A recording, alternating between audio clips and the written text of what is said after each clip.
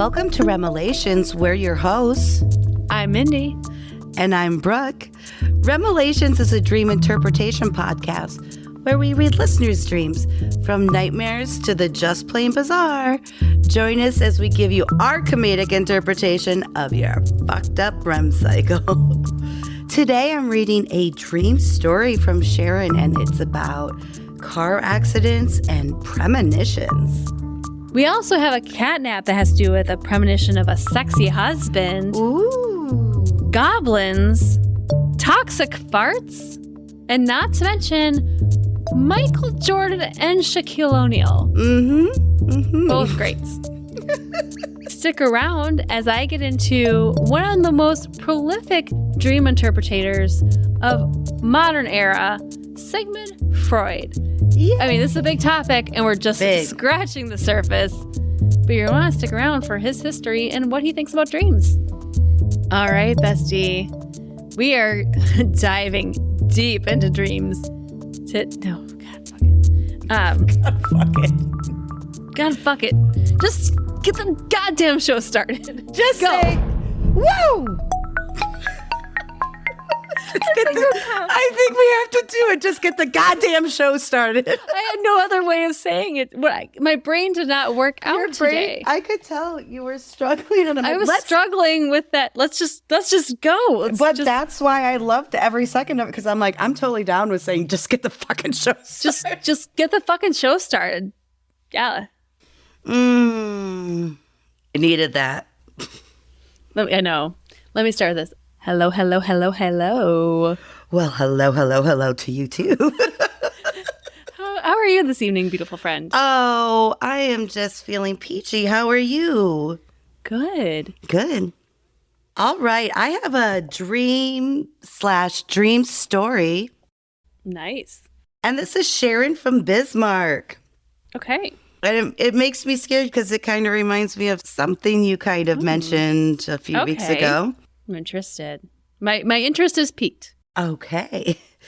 Ding. Ding. I was sitting in the middle of the back seat of my brother's small car. He was on his way somewhere and came to a light.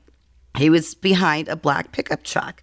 I looked in the rearview mirror and saw another truck coming up behind us at a high rate of speed. As if he didn't know he was approaching a red light or was just unable to stop the truck. Yikes. I started screaming at my brother to warn him, but he didn't hear me.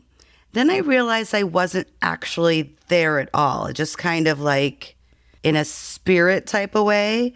Oh. I turned around to look out the back window, and at that very moment, we were hit. I know, like it. Oh, here we go. I immediately turned to see my brother. He had gone through the windshield through the truck and was killed. There was blood and broken glass everywhere. I sat in shock, feeling like I couldn't breathe. And then I woke up. Awful dream. I would immediately get on the phone with my brother if I had a brother. But if I had a brother or my family member. Yeah, for sure. I would wake up and be like, are you okay? Are you okay? I don't care what time of day it is. I am making that phone call and be like, are you okay? Like, if I have dreams about my kids that are getting kidnapped or something, I will physically get out of my bed and open the door. Make sure they're breathing and they're there, and then shut the door and go back to sleep. I can't help it. Well, how can you? It's your family. But it reminded me of your Final Destination thing with your daughter. Like, I know it's not the same, but holy shit, like you can see it like happening and you can't. Well, here's another crazy story, and I'm going to go a sidebar you with here. Yes, sidebar. Before we get to anything further. I'm sorry, Sharon. But so that road is not a great road. They need to widen it. They need to make it 4 lanes. Anyhow, same road before our Final Destination moment, probably like 8-9 years earlier. Oh, holy shit. Yeah, so this same kind of thing. We are going under the viaduct. So not the same viaduct. Different viaduct, a different one. I was going under. Yeah, these are just bad spots. I don't know how they think about it. Anyways, Illinois Department of Transportation. Fix Route 47. Anyhow. We plead. I'm just past like the underpass where the trains go, like the viaduct. Yeah. And I'm at a red light. And My youngest is in the back seat. She's in a car seat. She's got to be no older than 4 or 5 at this time. Pretty young. Yeah. She's like, Mom, look at me. Look at my silly face. And so I look in the rear view mirror at her. Okay. And she's, making this goofy face. She's like pulling down her eyes, and squinching up her nose and pulling her mouth open. That tracks. But then I look up, I also see in the rear view mirror at the exact time, there's a semi barreling towards me that does not see there's a red light and is not paying attention that my car is completely stopped. Yes. No bullshit here. Oh my God. How do I not know this? Yes. What happened? What happened? Obviously you lived, but I lived. Thank but God. In the split second, I realized that he was not going to stop in time. So I pulled into, there was almost like a middle median. Yes. So I pull in this median and stop, and this truck the air brakes start going, right? Like stopping. He pulls to the right on the shoulder, and he is halfway up the car in front of me before he stops. So had I not... Oh my God. So had my youngest not have been like, Mom, look at my funny face, I would have not have seen the rear view mirror, and I would not have had the split second reaction to pull into the median. That car would have been... It is terrifying to think of what could have happened at that moment. I feel sick to my stomach. You just telling me this story. Oh my God, what? That is... I'm sorry. I'm like shaking. I call Mark, and I had to pull over. I was physically shaking. My kids are like, "What's wrong, Mom?" I'm like, they're not driving at this point. They're little. You're like, nothing. Mama just needs to. Mama just needs a break. Mama just needs a break. But it's funny now. She's like, "Well, Mom, remember when I saved all of our lives?" I'm like, yes, I do. I remember. And I will never forget. She did. She did. There would have been horrific consequences. The semi hit another car. No, he had enough space to pull over into the shoulder. Oh. So we were like all three in a line. Oh, I'm in the median. There was the car. He would have been all the way up on that one. Yeah. So my car would have been like a penny smushed. Oh my God. Yeah, crazy. I forgot about that whole story until you. Did you push it out of your mind? My God. I must have. I'm totally forgot until you brought up Sharon's dream. But Jesus, you do have some bad luck in cars, huh? Not great. I mean, you burn yourself with the airbag. I don't think we told that story yet, so let's save that one for another day. Okay. Hey, knock on wood. I don't have wood, but knock on I do. My wine glass. Thank you. Yeah. That I have not had any issues since my last accident where the airbag burned my hand. But it's been years. I'm good. I'm not laughing at you. It's just like besides my animal issue, obviously. Yeah, I don't want to even get into that. No. Okay. So that was the end of Sharon's dream, but there's so much more to this story, and that's why I love these dream stories. I don't know how long ago this dream took place, but the dream was before seatbelts were heavily talked about. So I'm thinking maybe this was maybe a little 70s. Yeah, maybe the 70s, They weren't heavily enforced. Not everyone even wore them. Mm-hmm. When I woke up, I was still in form of shock as it had really happened. I called and told him about it. I begged him to start wearing his seatbelt immediately because I knew this wreck was still going to take place. I described it in full detail. He said he was off the next day, so we'd have to take the seats out to get the seatbelts. I guess that's how it worked. They were kind of like tucked in.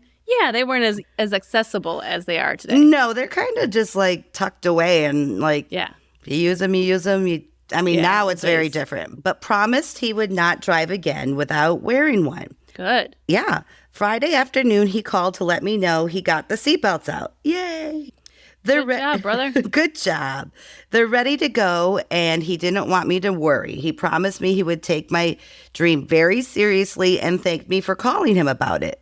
Wow. That's good because I think a lot of people even don't believe dreams. You know what I mean? Like a lot of people, I could say I had a dream that, I don't know, I was on a sinking ship and no one's going to take me seriously most of the time. Right. But that's great that her brother did. That's really good. I feel it's going to be good.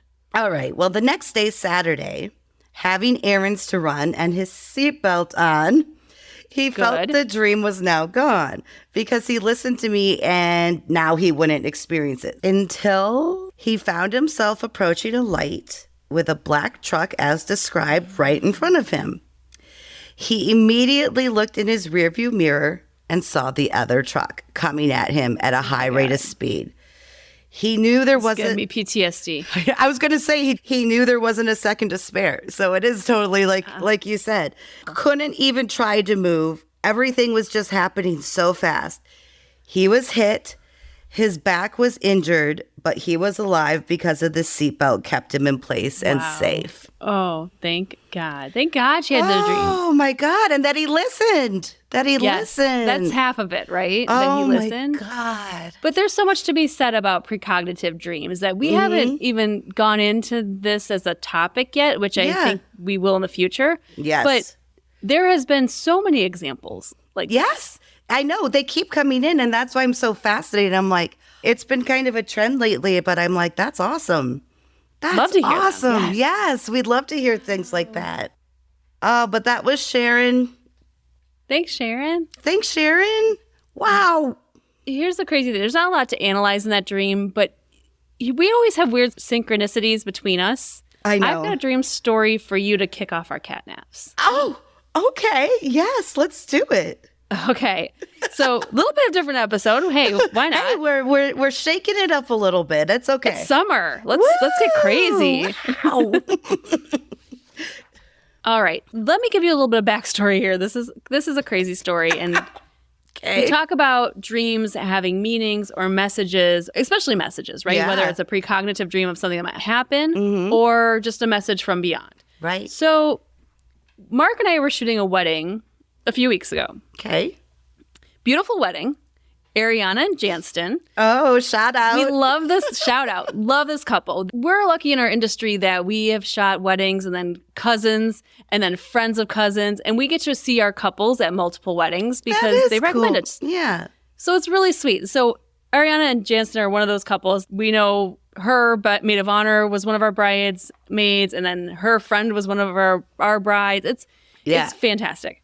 So we go back a ways. They just had their wedding and the day was beautiful. Beautiful couple, the sweetest hearts. It was a beautiful day. We get to the part of the speeches. Now, going into this day, I know Ariana's father had passed away when she was young. Okay. So her dad was not going to be there that day. She did a first dance with her mom. Aww. Her mom walked her down the aisle. Oh, I love that. I loved it. Yes. And so when it got time for the speeches, the mother of the bride gave a speech. Good. And in this speech, she mentions a dream that Ariana had. And I don't even know where this is going, but I'm so excited. About her father and how it related to their wedding day. So after the wedding, now our couple's on their honeymoon. They went to Italy and they had an amazing time. Yeah. I emailed her. I said, hey, I would love to use your dream, if I can, in our podcast. And she goes, absolutely. And then she sent me an email with even more details. Oh! So I'm going to share my God. Ariana's dream. Thank you so much, Ariana, for sharing on your honeymoon. She says, okay, here it goes. To give a little background to help understand the meaning of this dream, well, enough for you to understand because it could easily write a novel. My dad passed away when I was 3 years old. My mom and I are extremely close.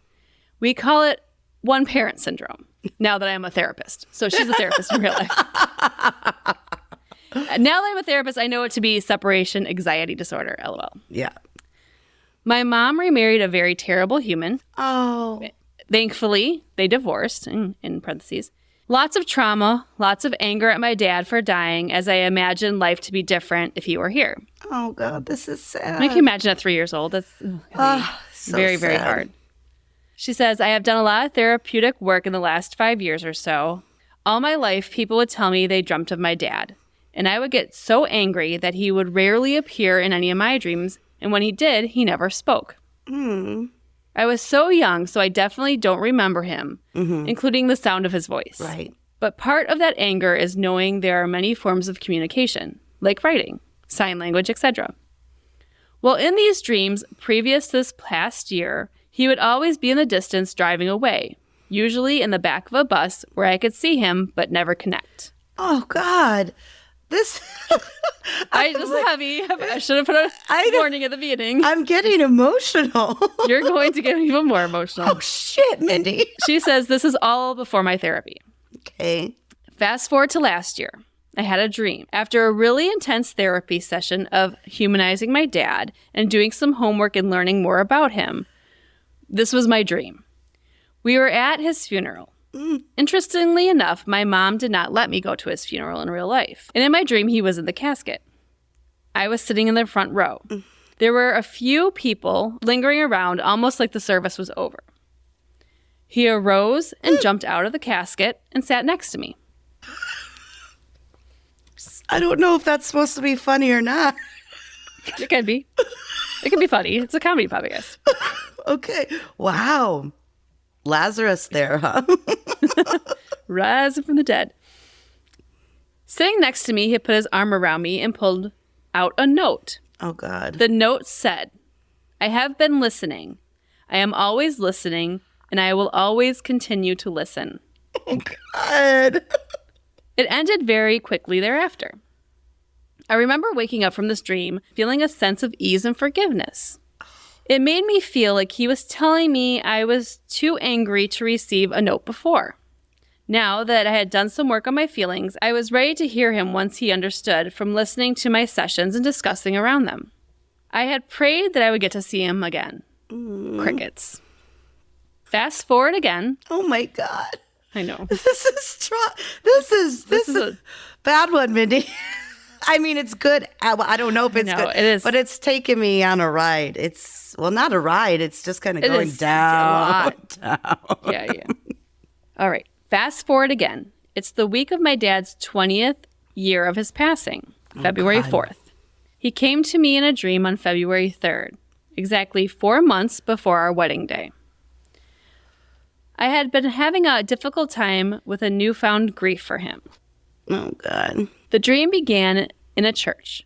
I saw him sitting next to a woman in yellow. That's my favorite color, and it was actually a relative of my cousin's. I remember him wearing a full brown jumpsuit. Jumpsuit? I don't know if that's a church type attire there, bud, but okay. Sorry, you don't see a man in a jumpsuit very often. Not at church. I mean, overalls in Iowa, yes. Yeah. But jumpsuit, not so much. Not so much. I walked up to him and said, "Don't you know that my mom is here? What are you doing talking to this other woman?" To my incredible surprise, he responded, "Chill, I'm not with her. I know your mom is here." I was shocked because he had never spoken in my dream before. Oh, wow. He laughed at my shocked face when I told him he sounded like his brother, just higher pitched. Background. I love smells. Very much. Sorry, I'm sorry. You just went in a different direction than I was anticipating. Yes. Background. I love smells. I'm very much an olfactory person. Good job, Mindy. Yeah. Thank you. Yay for reading. Correct words. I asked him if I could smell him. He smiled and pulled me in. Interesting, huh? It Interesting. is. I remember he smelled like his mom's house after she cooked a meal. Oh, this is lovely. My mom then came up to us and hugged him. She asked, "So, what do you think about Janston?" Now, Janston again now is her groom. This is the man she just married, okay? So the mom comes up in the dream, asks the father, "What do you think about Janston?" Oh, this is so intense. Oh, my God. Okay. He said, "I don't know much about golf. He is going to be a sexy husband." That's what you want to hear from your dad. Now, sidebar, Janston is a golf pro. He trains other golfers. This is his full-time job. So I don't know much about golf, but he is going to make a sexy husband. I love this. Sexy husband. I know, it's awesome. My mom left us to be with each other. It felt like I asked him 100 questions. A few that I remember. Did you haunt the douchebag whenever I prayed for you? He responded, laughing, yes. Oh. Did you watch out for my mom? To which he responded, yes. He told me he was happy about the relationship I have with his brother, who is also our officiant for our wedding. Oh. We walked around and some family would pop in and I would say excitedly, hi, this is my dad. And a family member would say, yes, Ari, we know. I remember feeling it was going to end soon. It was a feeling I still feel in my chest when I think about this dream. Oh, God. And I said to him, I don't want this to end. And he said to me, we can't stay here forever. Oh, my God. Then I woke up. Oh, my God. I cried so hard. I called my mom and my fiance, Janston. My mom was so emotional in response and told me it sounds just like him in all his responses he had. It was him. My fiance, Janston, had felt like it was his way of sharing his approval. Whew. Why do you give me another tissue? As this dream was being shared as the mother of the bride speech, There couldn't have been a dry eye in the house. I can tell you that. My mouth had dropped, and I'm trying to tearily take pictures of this speech. I was so emotional. She finishes with, every night I welcome him back, but he hasn't come back yet. Oh, God. But I think from his listening, he knew it was getting hard for me leading up to the wedding day, and he didn't want to overwhelm me more. I'm still waiting for his return. I'm not disappointed, but I'm very ready to continue to build a relationship, one I didn't even know was possible. Well, that's it. Thanks for sharing interest in this. It's actually good for me to reflect back on this. By the way, I'll definitely check out your podcast. Oh, God, we love you. As a therapist, dreams are incredibly interesting and powerful. Kindly, Ariana. And then she put her married name afterwards. Which That's so cute. Oh, my God. Okay, I tell you. Podcast is over because I got to take a rest and a little nap after that one. I need to. Intense. I didn't mean to overshine your first dream. Oh, no. I could have maybe put this in another just first dream because they're different. They're different though. Incredibly intense. But my favorite part of the dream, and maybe I think we had to have talked about this, that I lost my sense of smell and taste for 7 years. Smell is mostly directed to memory. And when she was like, can I smell you? I've been there, now I'm tearing up because it's I've asked that to people, not mostly cats, but but I'll smell them, and it's like you smell your baby or something, babies have very direct smell, scent, but yeah. Wow. Thank you for letting me share your story, Ariana. Oh my God, totally. For letting me share in your wedding day. I mean, I never thought my professional career and this podcast would have a crossover episode. Ever in my wildest dreams. Pun intended. But that's wild, Mindy. I find that story so incredible, and the fact that she took it as not only building a relationship with her father through dreams that she never knew personally. It's fascinating. Which is incredibly deep, but also the fact that what the mom said in the speech was when she called Janston a sexy husband, she said that was his exact sense of humor. And Ariana wouldn't have known that being 3 years old when he passed away, but that's exactly what he would have said. Oh my God. That was an amazing. Okay, well, you got us all crying. Well, I am at least. I was crying then, and I'm tearing up now. I mean, I'm incredible. Trying to get through a program.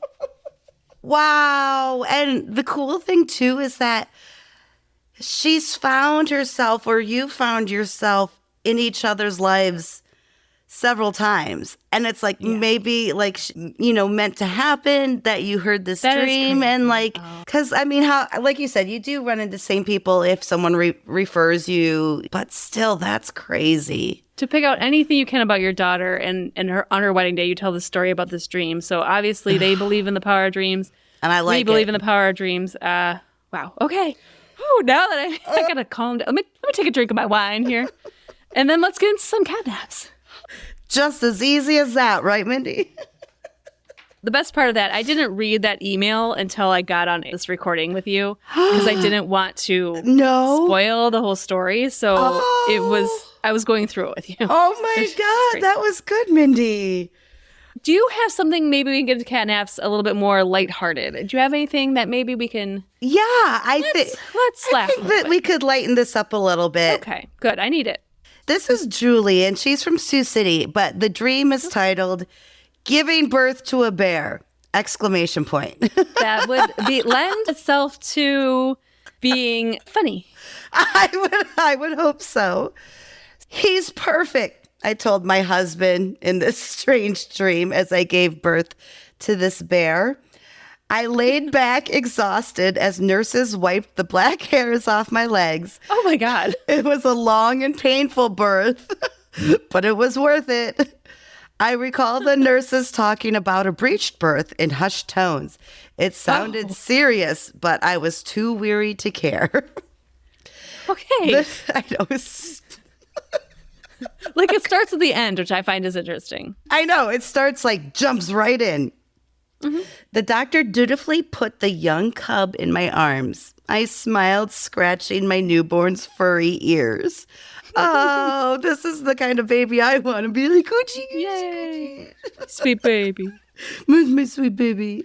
I don't want to know what brought us to the point of being impregnated with a bear. No, we don't need, I don't think any of us need to know.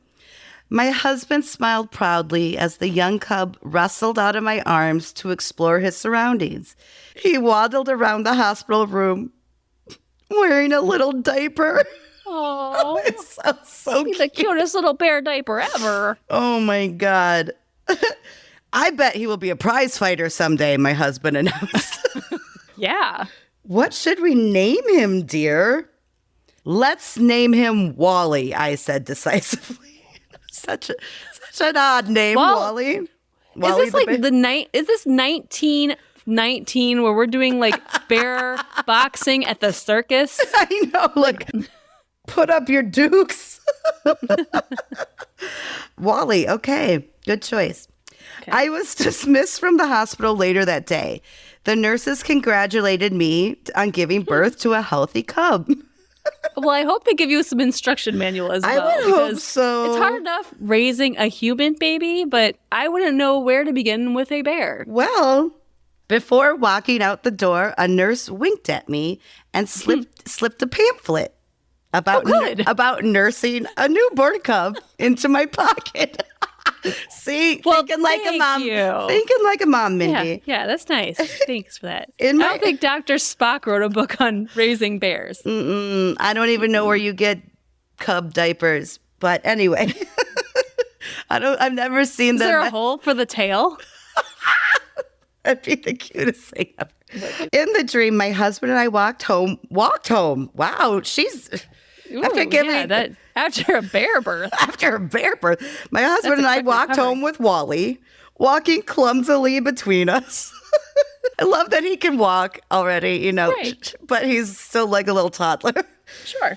We kept a firm grip on his chubby paws.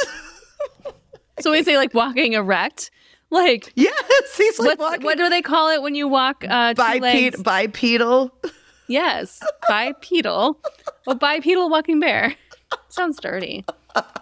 Sexy. I recall my husband saying we needed to buy one of those buddy bracelets so our little guy wouldn't get kidnapped or lost. Yeah. Mm-hmm. And then I woke up. I don't know at what point you decide that maybe he needs to move out. Normally it's 18. Yeah, how old do you think a bear needs to be before they can take care of themselves? I'm guessing maybe 9 months. In the real world. No clue. Before we try to lighten up with some catnaps here, let me just tell you, Bestie, if you haven't done this yet, head over to REMelations.com/support. From there, you can see lots of links for things like sharing your dream, how to join our Facebook group, or how to order merch. So head on over there. Check it out. And by the way, we need your dreams for our Naughty 90s episode, which is coming up. If you have any dreams that are naughty, raunchy, sexy, we want to hear them because we're going to have a Naughties 90 episode. It's It'd be very explicit. So since Dirty 30 went so well, and that was like, gosh, over a year ago. Oh my God. We're already at 90. Isn't that crazy? I can't. Dirty 30 was 60 episodes ago. That's over a year. And crazy. So yes, tell us all your dirtiest secrets. You can submit them anonymously. Let us know. Yeah, anonymously is totally fun. Desires are. I like it. I'm excited. I have a short and sweet one. This one comes from Chris, and he's from Wichita, Kansas. I dreamt Michael Jordan visited me on my birthday. So nice, I think. I thought he was going to give me a pair of shoes, but instead, he gave me a lifetime supply of LSD tabs.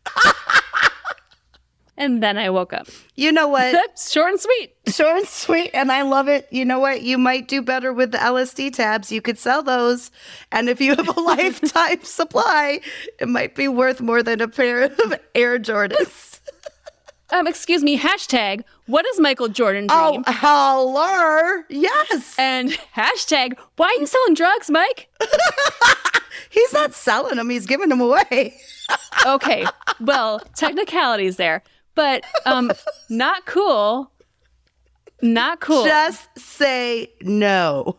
Just say, didn't you go through the DARE program, Mike? Buddy Mike? I spoke at my DARE graduation. I had to. What? You spoke.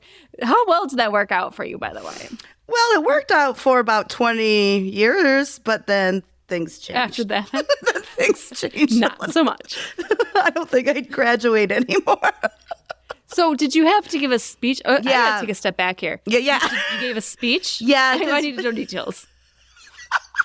We all had to write like a paper. So let's take a step back here. For our Bestie, who might be yes. I'd say millennial Gen Z. Yeah. DARE was a program initiated by First Lady Nancy Reagan to teach children the dangers of drugs. Yes. Now, looking back, so it was like, this is what drugs can do to you. Say no if your friends pressure you. No, thank you. Don't want to smoke marijuana or do crank. Wait, what if you want to do one or the other? Well, that's fine. Just don't mix. Don't mix your rum and tequila. Don't mix your crank and your weed. But the funny thing is, I think the downside, though, is my young Catholic school brain had no idea what drugs was until they told us what drugs were. Like, I had no clue. It was not in my realm of anything I knew. Like, what's that? No. That sounds kind of good. No. Right, I remember. Go back to your... okay. Let's go back to your graduation. Your DARE, which stood for... Oh, God. Let's see if we can remember. DARE. DARE. Yeah, DARE. Drug? I'm guessing the first way. Awareness? Something education? Okay, let's check it out. This is the graduation ceremony I spoke at, and I can't even remember what the damn acronym means.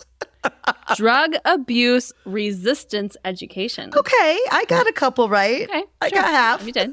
Well, good job. Thanks. So tell me about your speech. And were you like the A student, and you're like, she's most likely not to do drugs. Let's have her talk. We want to see what adventure her life goes on. Do you get invited back every year? I do. There's alumni.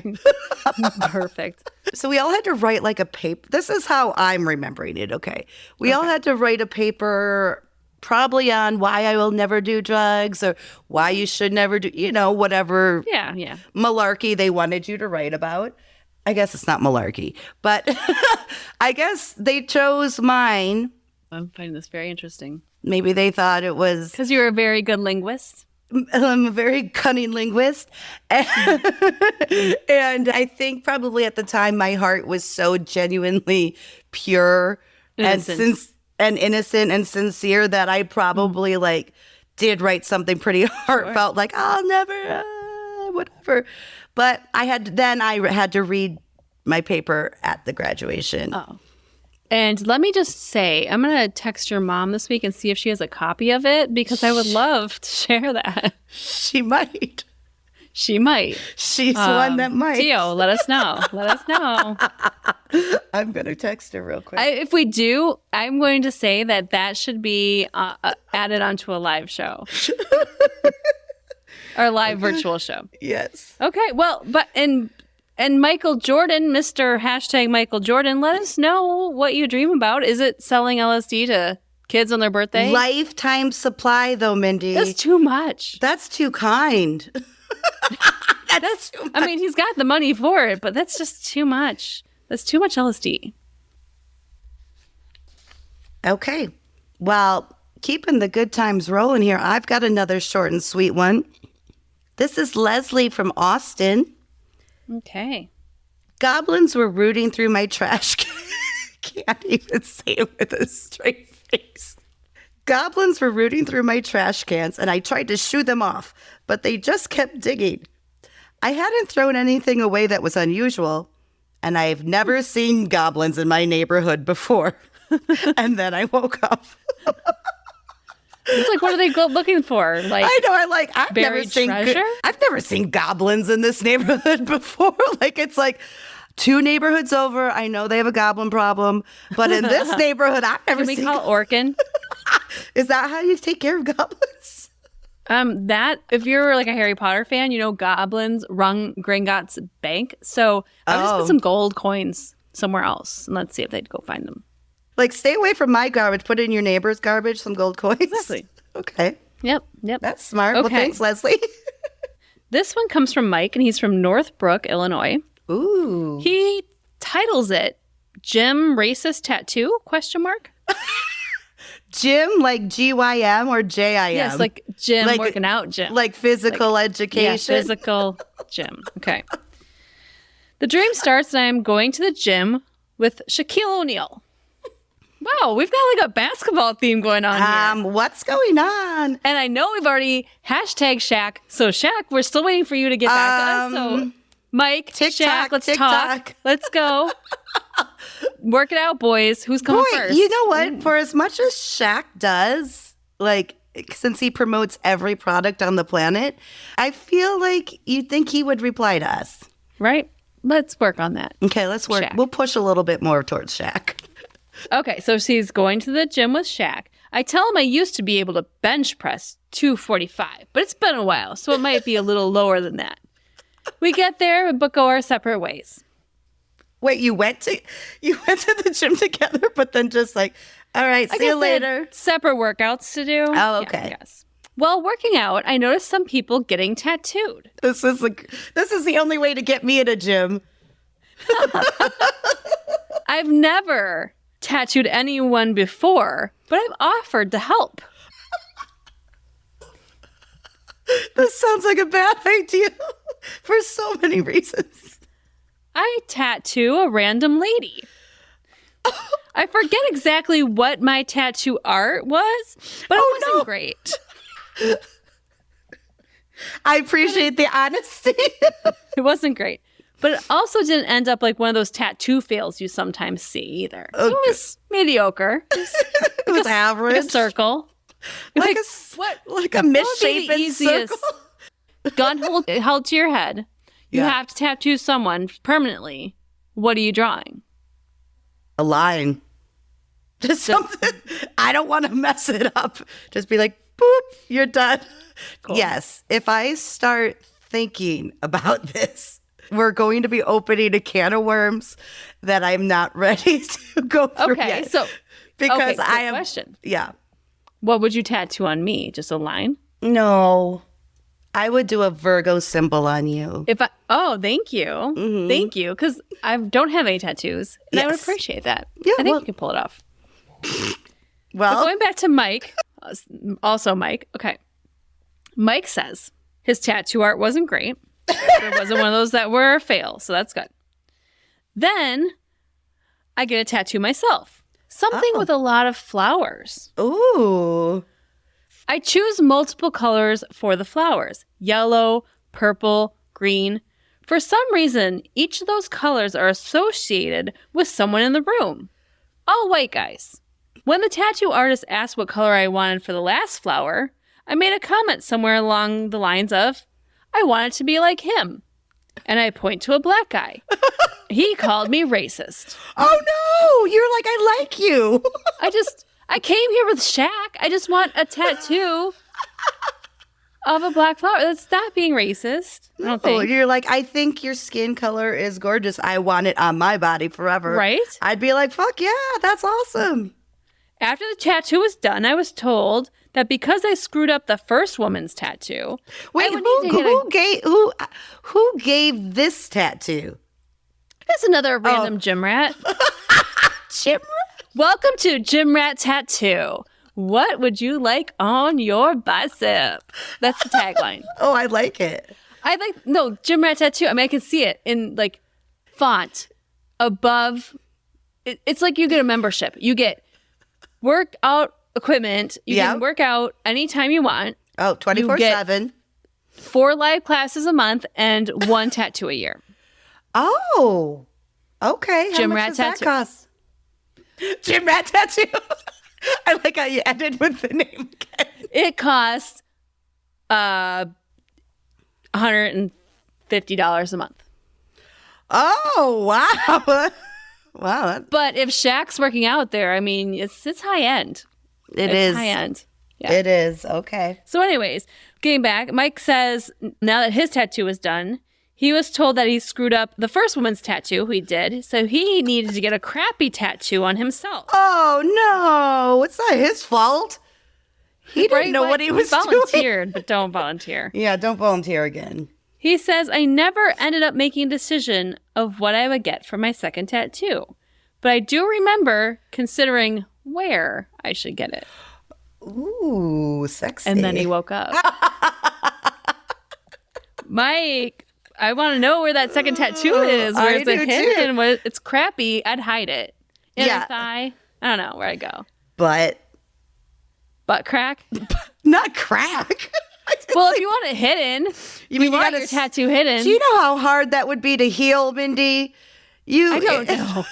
There's some upkeep when you're trying to heal from a new tattoo. I think that would be very problematic. Where would you hide a tattoo then? If you knew you were getting a crappy tattoo, where would it be?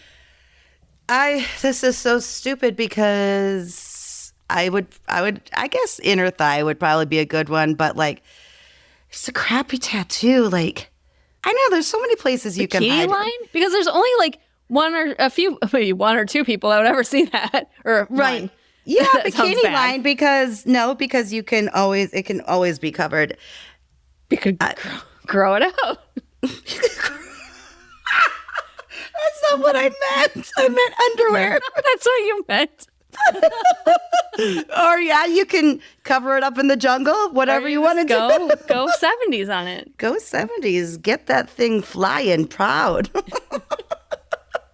All right. Well, do you have another one for us? Moving along. I do. This is more disturbing than I thought it was going to be that last stream. Yeah, I wasn't really sure where that was going.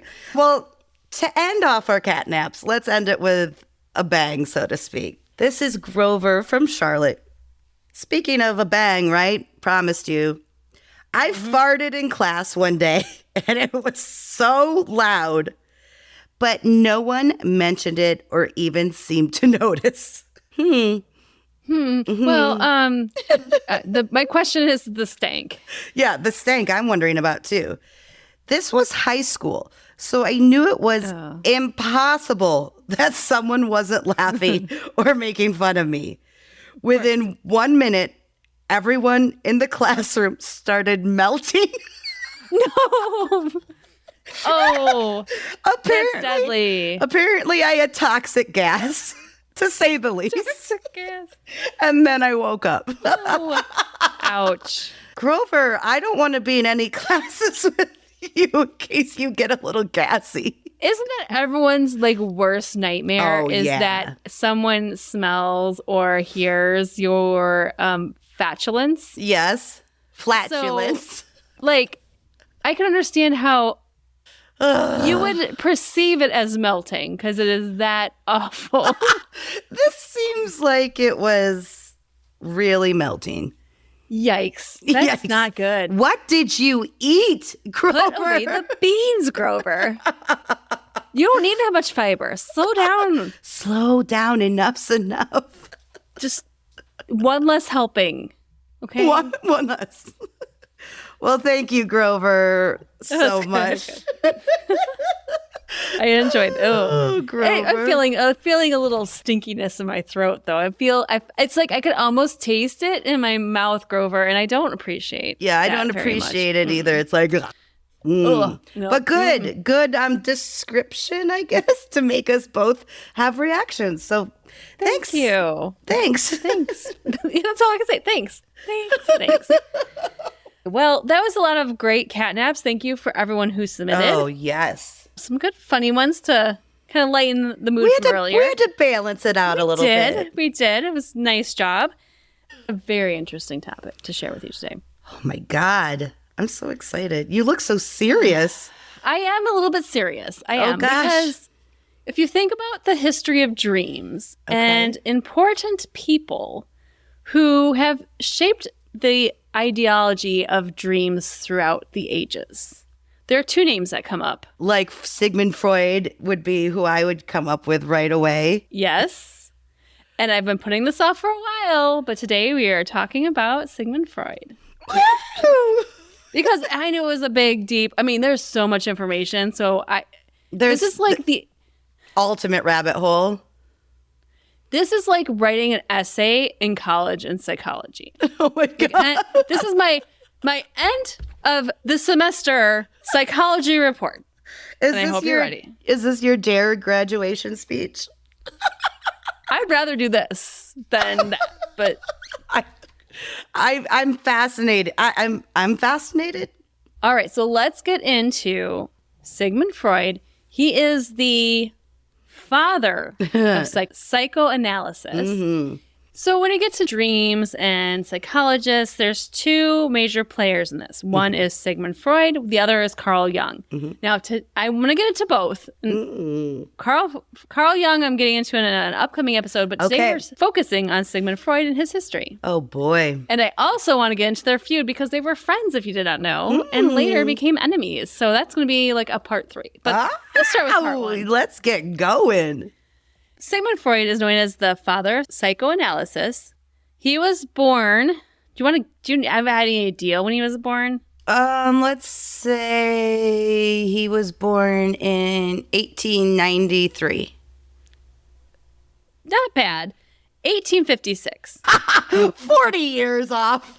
Yeah. Well, so he's old. He's dead, but he was old, like old timey. I didn't realize he was that old. I thought he was the more prominent figure in the 20th century.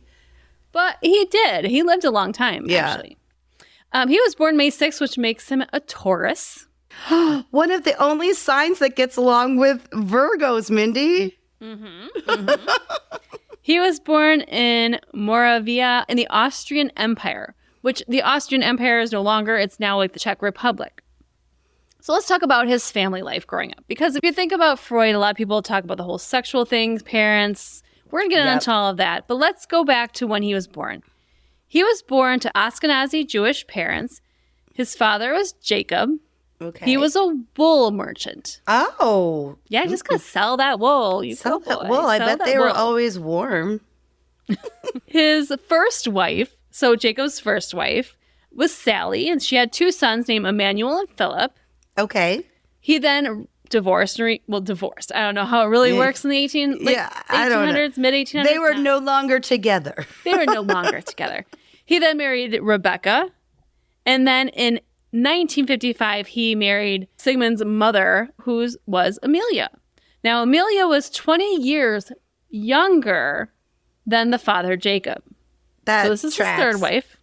Yeah, it was that time. Mm-hmm. Well, it's still that time. So before Sigmund was born, his parents struggled financially. When Sigmund was born in 1856, he was born with a cowl. Do you know what this is?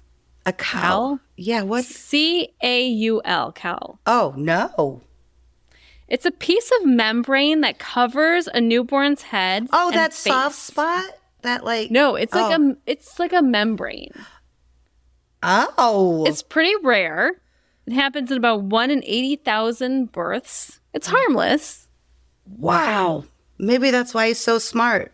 Well, it was immediately moved by the midwives, but his mom saw it as a good omen that her son would do great things. I like this. She's a positive person, and 1 in 80,000, baby. You got to have a good kid there. Right? Now, here's the crazy thing. His brother, the older ones, Emmanuel and Philip, they were 20 and 23 when Jacob married his third wife. So their stepmom was only a couple years older than his oldest children. Weird. Yeah. So Sigmund's half-brothers were 20 and 23 years his elders. Okay. Sigmund was an uncle before he was even born. Which is not crazy because my dad was an uncle before he was born. Yeah, no, it happens. It happens with, large gaps in children's ages. Large families. Yes, and big families. So his nephew, who was older than him, was his good friend. Like, they grew up together the first 3 years of life, very close. Now, the family struggled financially a little bit and lived in a rented room of a locksmith. They're trying to, life was hard in 1856. Even very for hard. A wool merchant? It was. I feel like everyone could use wool. You'd think, right? Yeah. But it's politics like those days. Kings. Hard. No good. So when Sigmund was 3 years old, his family left their town of Freiburg and moved to Germany and later to Vienna, Austria. So he was 5. He's been around. Yeah, worldly kid, 5 years old, moving to Vienna. His parents end up having 7 more kids. What? Yay to the time before birth control. Have lots of kids and keep them coming. And have them work for you. Right. In the woolery. Is that what it is? In the woolery. Sure. In the woolery. Freud was a smart kid. He was an outstanding pupil. He graduated with honors. Guess how many languages he could speak? Oh, boy. 1, 2, 5. Oh, my God. He could speak German, French, Italian, Spanish, English, Latin, Greek, and Hebrew. Jesus Christ. I didn't know any of that. That's incredible. Go ahead, Sigmund. Siggy. Go, Siggy. Siggy. We're calling him Siggy from now on. Okay. Smart kid. He entered university at the age of 17. He enrolled in the medical school, and he studied philosophy, physiology, and zoology. Wow. In his junior year, so it was like when he was about 20, he worked 4 weeks dissecting eels for a study in search of male eel reproductive organs. Oh, well, actually... Now, I don't know how much you know about eel reproductive organs, but I guess they were hard to find. Maybe they get nervous and they go back up inside. I don't know. Maybe they're asexual. We don't know how male... Maybe we know. Maybe Freud figured it out. At 21, he worked in a lab comparing brains of humans to other vertebrate mammals. That would be interesting. I don't know if I want to do the eel one. No, I don't want to dig in eel. Root around in eel junk. Eels are gross. No, eel junk.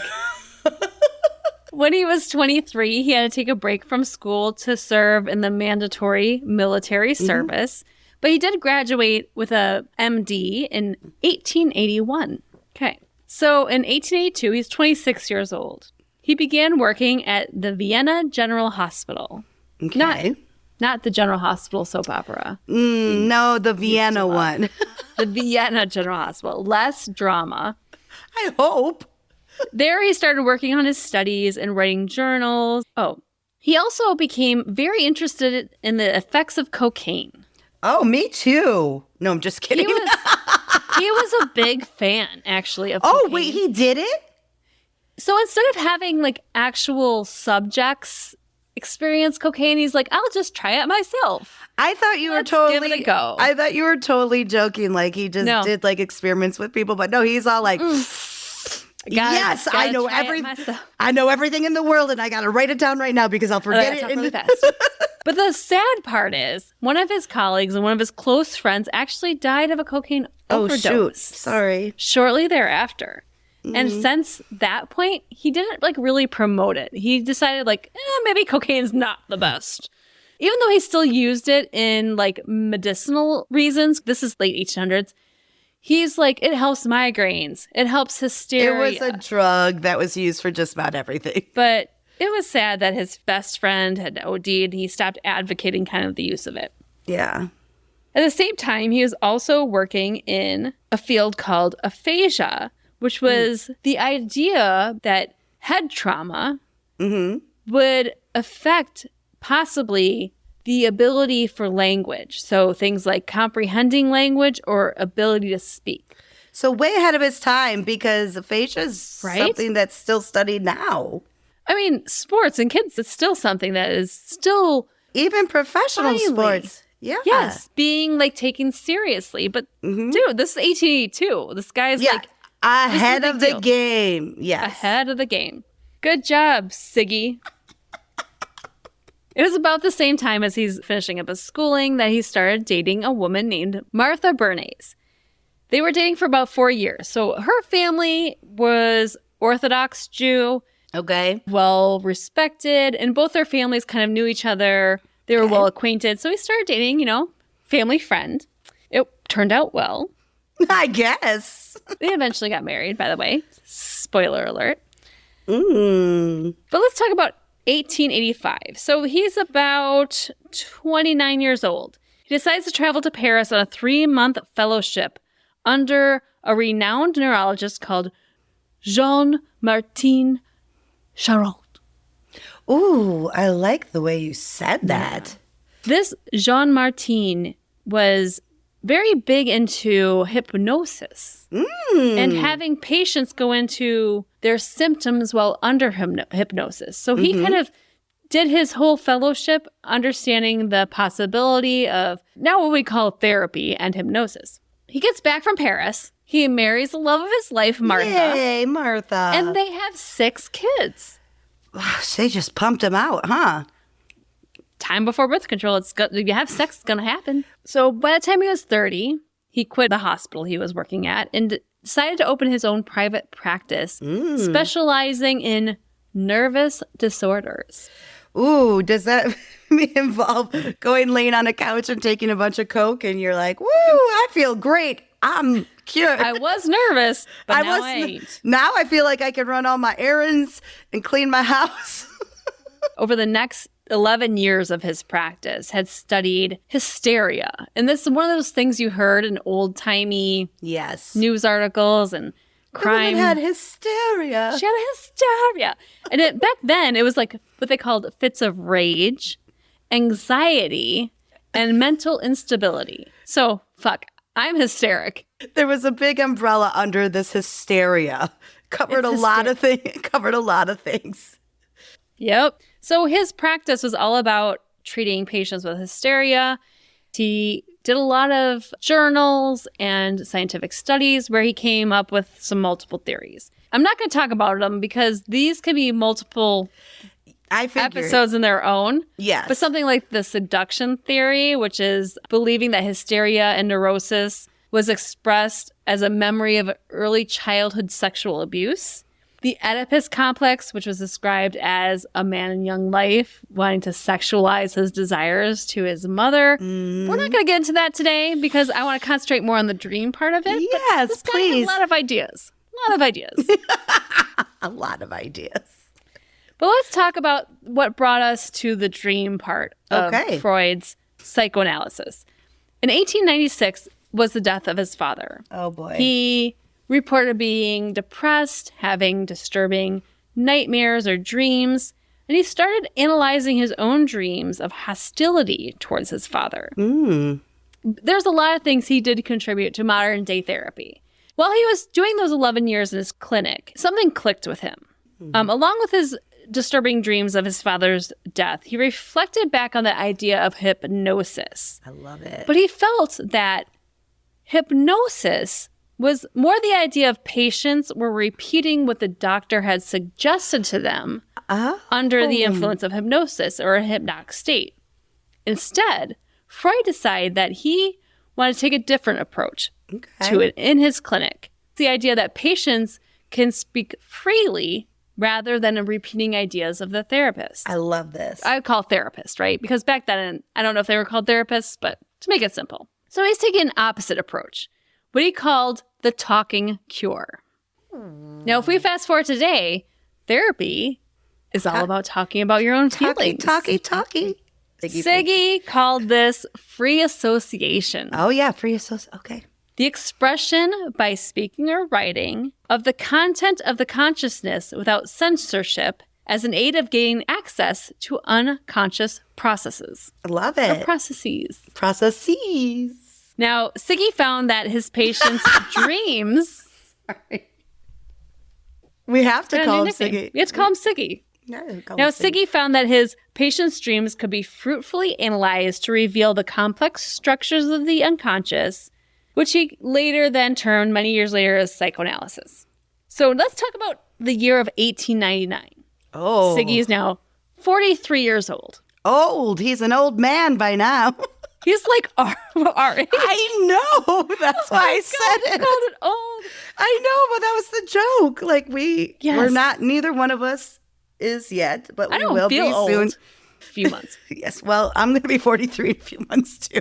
1 week after Mindy. Yep, exactly. 10 days. 10 days. 10 days after Mindy. So he's our age, and he decides to write a book called The Interpretation of Dreams. Whoa, this is so weird. This is happening. His most popular, not at the time, but eventually his most popular works. At the same age we are when we're exploring dreams. Crazy, huh? Mind blown. The first publication of this book was a big failure. Huge. Boom. Bye. See you later. It only sold 531 copies in the first 6 years. Ouch. Not great. Not I think super. this podcast is doing better, but we have a better medium, perhaps. And cuter faces. That's true. I mean, Siggy's cute, but... Although it's a podcast, so you can't see our faces. So in this book, he gives detailed interpretations of his own dreams and his patients' dreams in terms of wish fulfillments.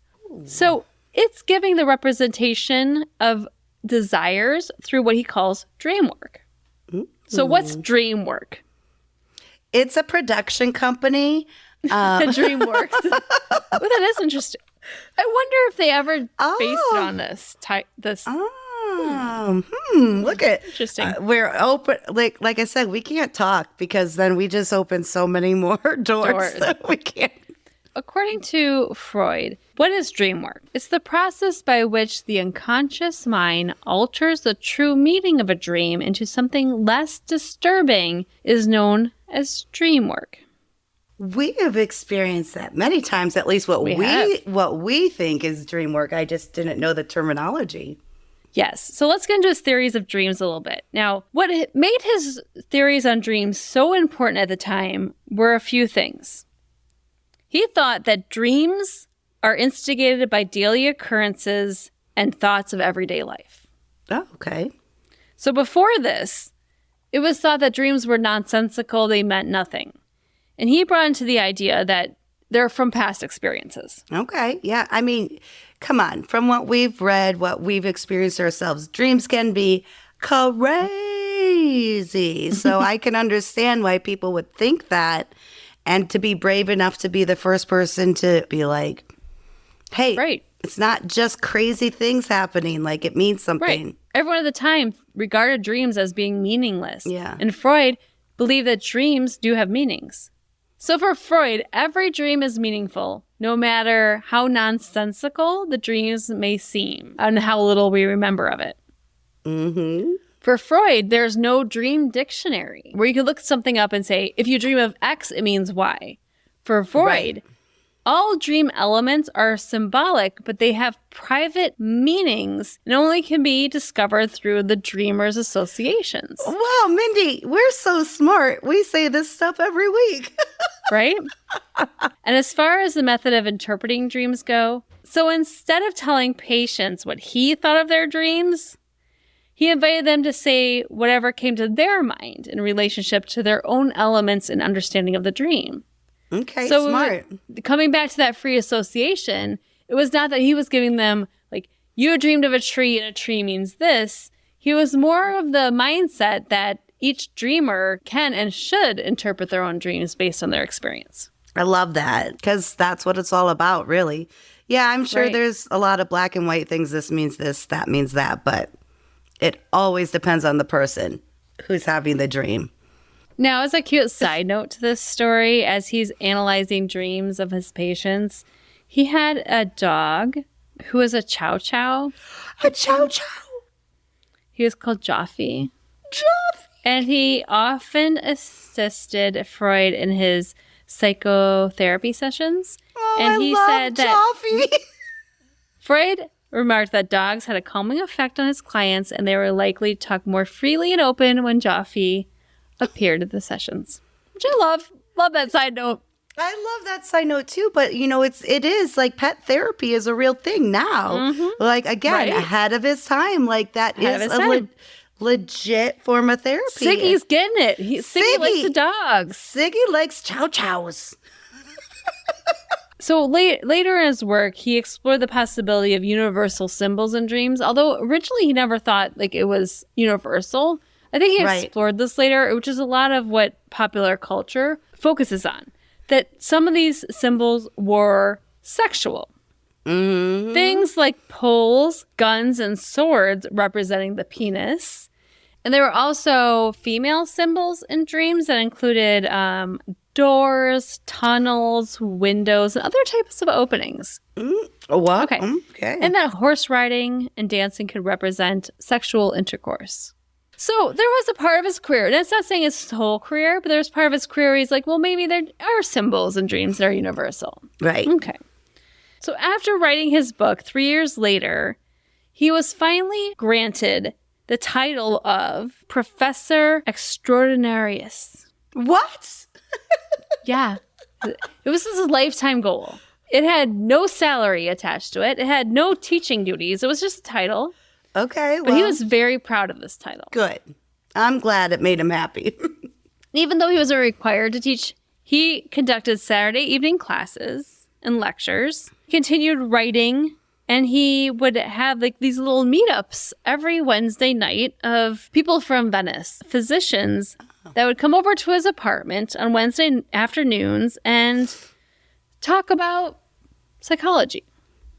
Sounds like a fun Wednesday. Every Wednesday his apartment. It actually became so popular, there were 16 members of his little club. Wow. His little afternoon tea club. I love that. Siggy's getting it on. He is. He's got buddies. He's tearing up this world. And he's finally becoming very popular in his circle of friends. This is the time he started corresponding with Carl Jung, which we'll talk about in an upcoming episode, and why they were friends and not friends. Frenemies. Carl Jung created his own small psychoanalysis group in Zurich. He was kind of like an understudy of Freud's. So Siggy's Wednesday groups became very popular, and he eventually renamed them to the Vienna Psychoanalysis Society. Fancy. Yeah. In 1908, now at this point he's 57 years old, he started a conference. And so this is deemed the first psychoanalytic congress, which had like 42 attendees. So like his gathering, like people are starting to believe, like he knows what he's talking about. He's done a lot of research. And finally in 1910, let's talk about turn of the century here, women were allowed to join his conference. Wow. So women such as Marguerite Hilferding, Tatiana Rosenthal, and Sabrina Spielring, who we will talk about when we talk about Carl Jung and their feud. She was a Russian psychiatrist. Oh, okay. After his first book about dreams did not go well, he released a second edition. It did a lot better. A second edition, like a reprint or a second A reprint. book? Like a second edition. He did a new foreword. He explained things a little bit better in his second edition of his book about dreams. You know, now he's got this popular following. He's like, I gotta step it up a notch. Let's try this again. Yes. In 1923, he's 67 years old. This is the time he had suspected he had cancer of the mouth. This dude if you see any pictures of him, is constantly smoking a cigar. Mm-hmm. He started in his 20s. It was speculated that he had like nearly 20 cigars a day. Cigars? That's how many are in a pack of cigarettes. That's a lot of cancer. That's a lot of cancer in your mouth. Wow, 20 cigars. He said he thought that smoking brought him a lot of clarity in his works.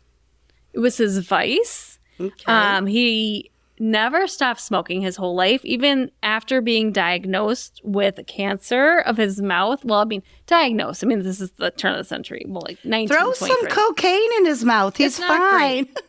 Just throw a handful of cocaine in the mouth and you're A-okay.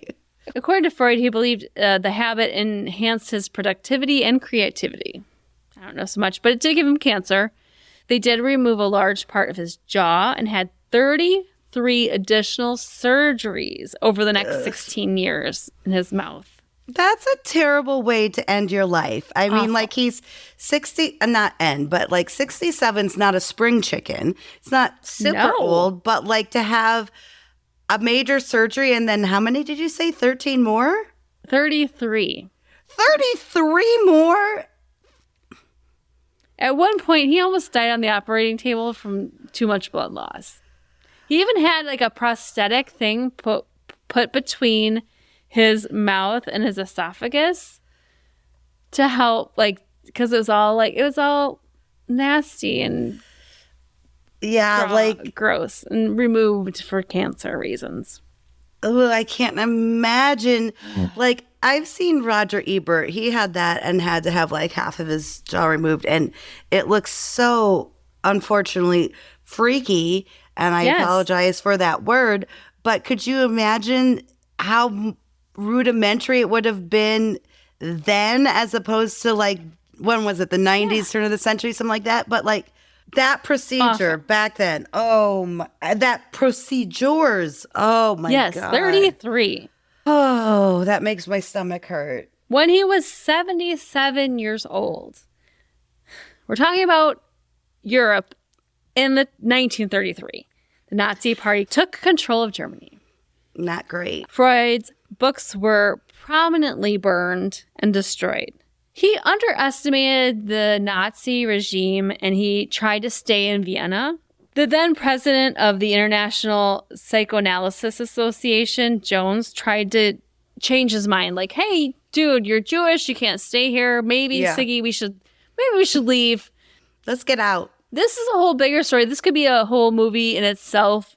But just to put a couple quick things in here, he pulled some favors from the Princess Marie Bonaparte and was able to get exit visa, so to say, out of the country.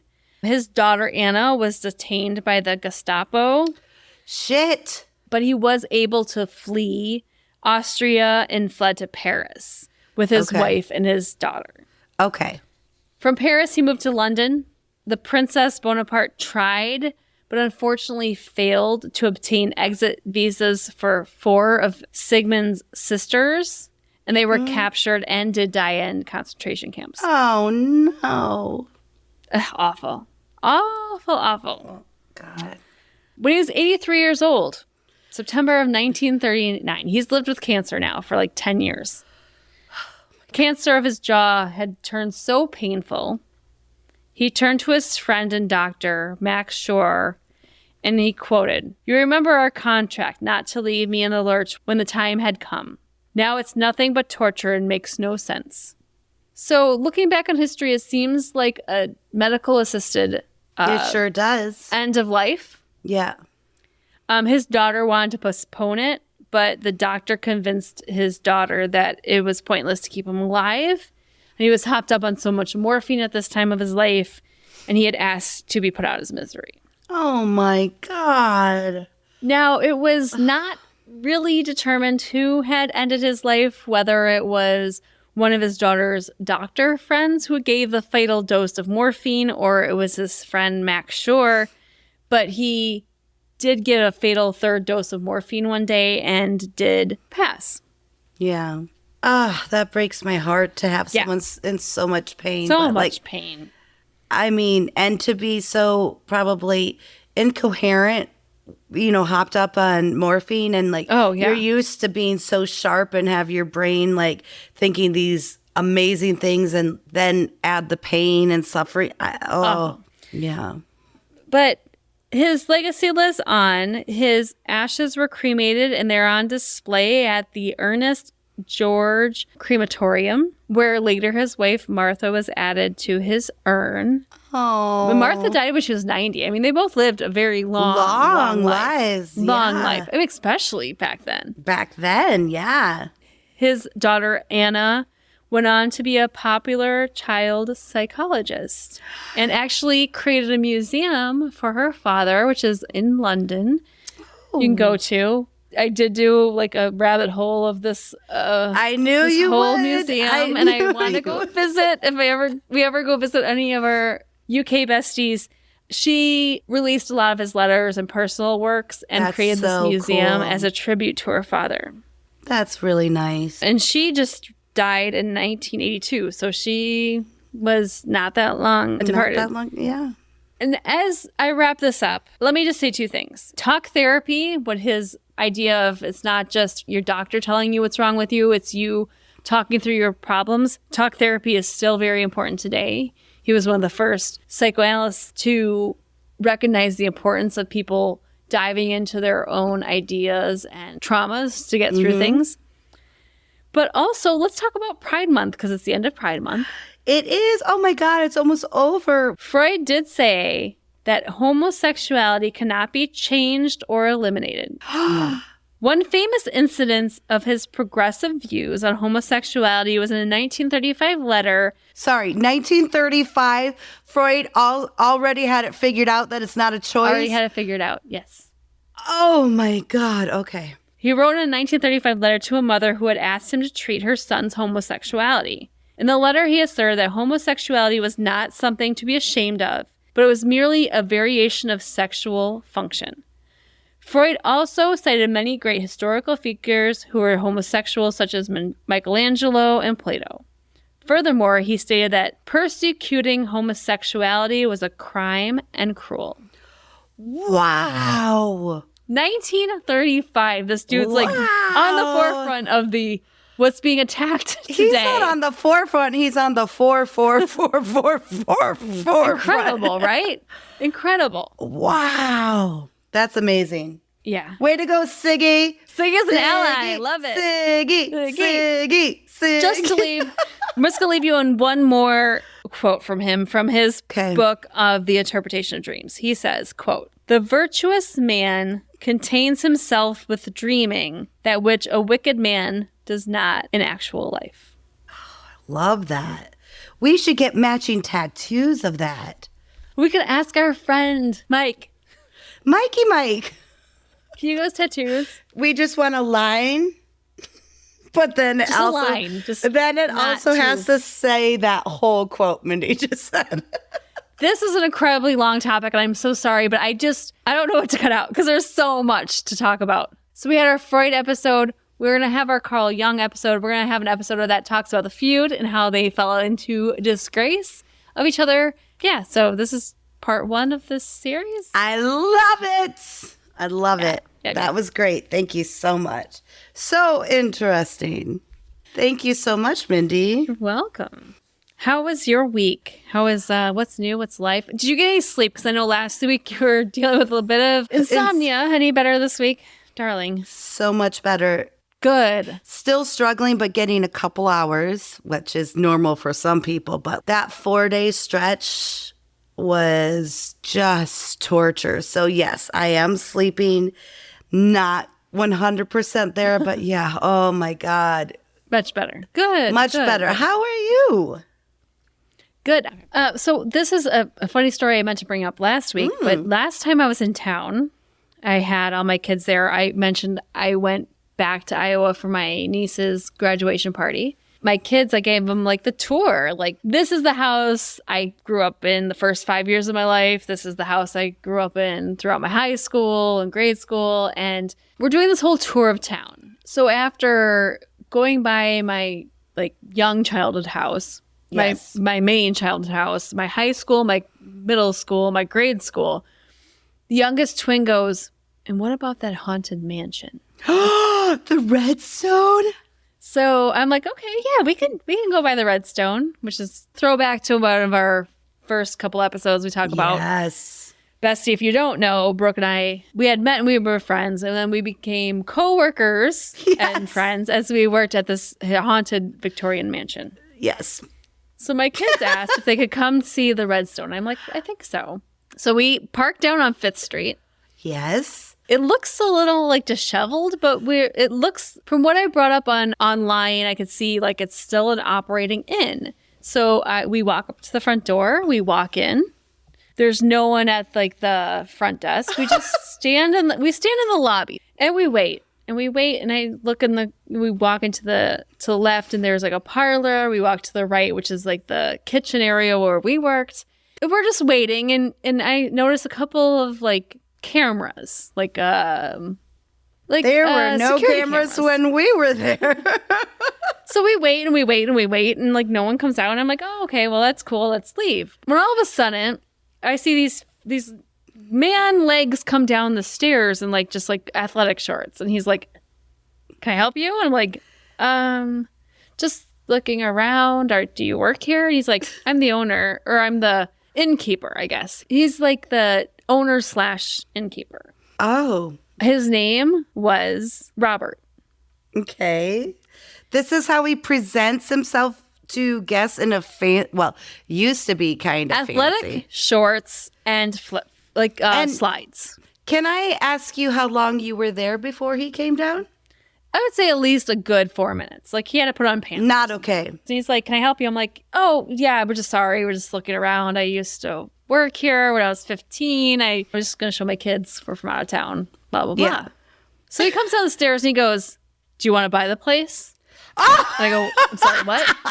He's like, it's for sale. Would you like to buy this mansion? And I go, I'm not. No. First of all, it's haunted. Second of all, I don't live here. Third of all, not in the financial situation to buy an old Victorian mansion. But thank you for asking. Maybe if we went in together. Oh, maybe. We could set up a podcasting studio. Just like get like a bunch of visitors. Yeah. So we start talking, and I tell him about how I used to work there. I'm going to show my kids around. Yeah. And I'm like, do you experience any spirits? And he goes, no.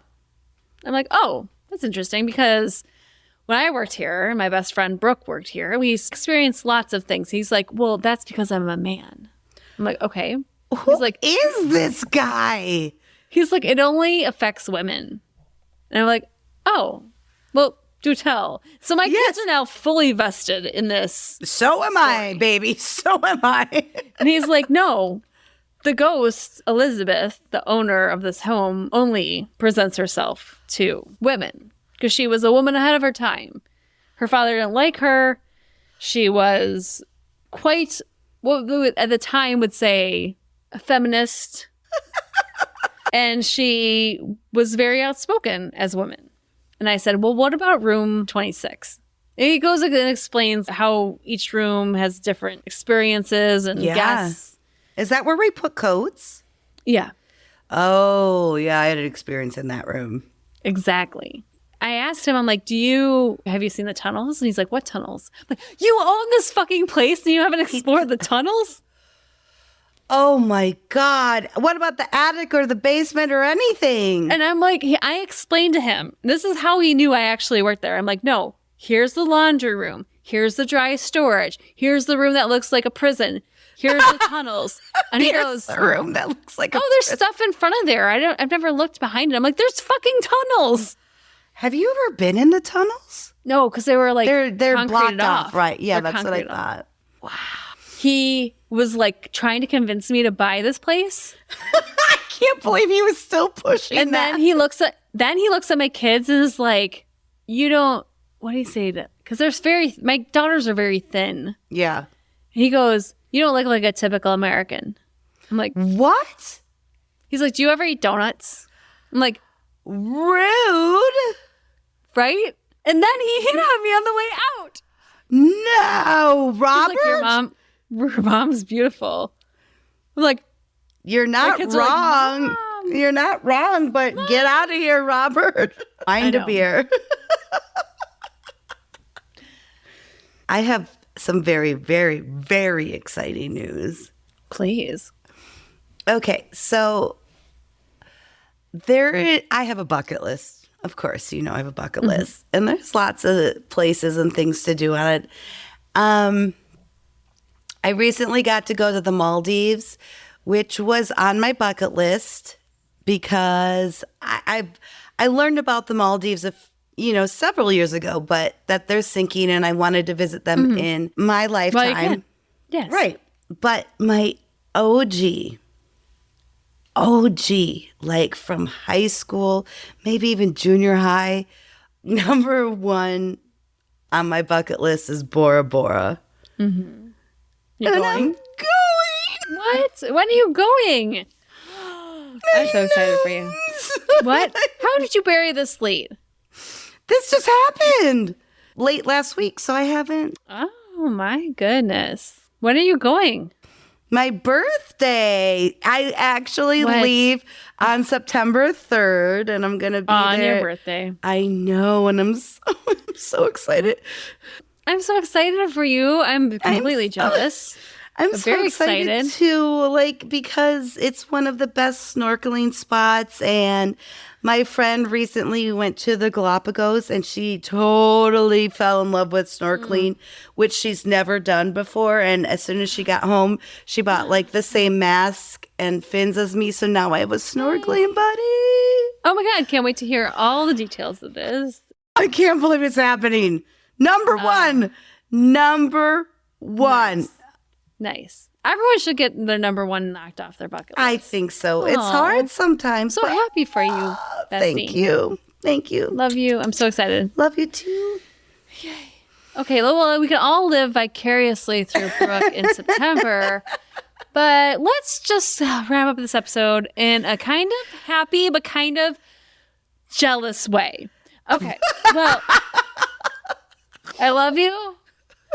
But I'm jealous. But I hate you. But I love you. But I kind of hate you at the same time.